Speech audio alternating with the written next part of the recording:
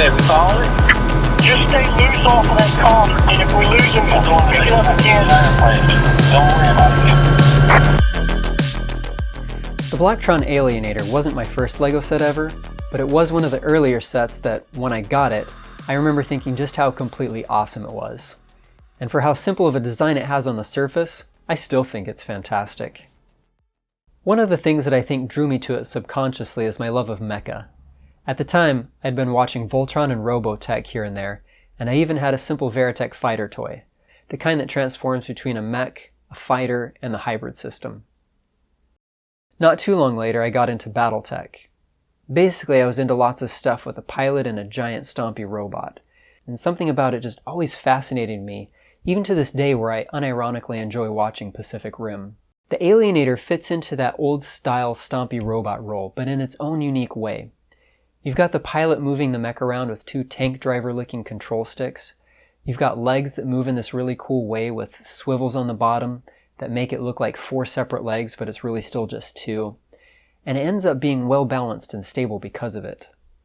And then you've got the pilot's mini-ship that detaches from it. I'm not sure if the mini-ship is an escape craft, a recon ship, or a separate fighter, or all three if you want to imagine it that way.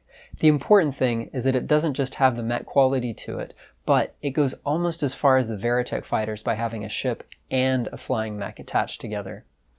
And that brings me to one of the things that makes this LEGO such a great design compared to some of the bigger, flashier sets I've got. And why I like it better despite how unassuming it looks. The Alienator has lots of stuff to do and discover, like some of my favorite video games. It's no secret that I love Star Control 2. Games like StarCon 2, Zelda, Quest for Glory all have something in common. The minigames. Relevant, fun minigames. For all the tasks you need to accomplish, you get to play something different that still feels like it's part of the same game, each one breaking up some of the monotony without taking you away from the broader experience. And each part's just so fun. You see that in the Alienator design with all the little compartments and secrets to discover. You've got the main cargo area or engineering area. You've got tools for the little guy to go and do repairs or solo work away from the vehicle. You've got the mech itself with the moving legs.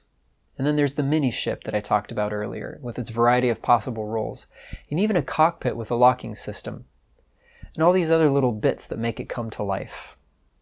But for as cool as the whole thing is, one of the most important parts that for me really sells this as a cool set is the Blacktron minifigure itself. This is one of the more iconic minifigures of the past, and it is infinitely cooler than its newer version, which had some cool ship designs for sure. But the mystique of the new version minifigure just evaporates compared to the original.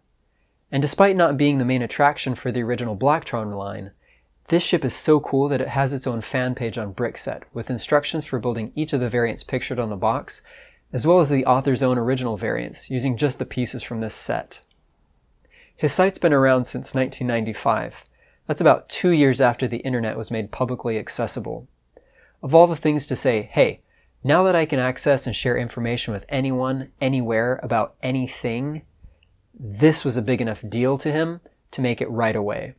And I don't blame him for it one bit.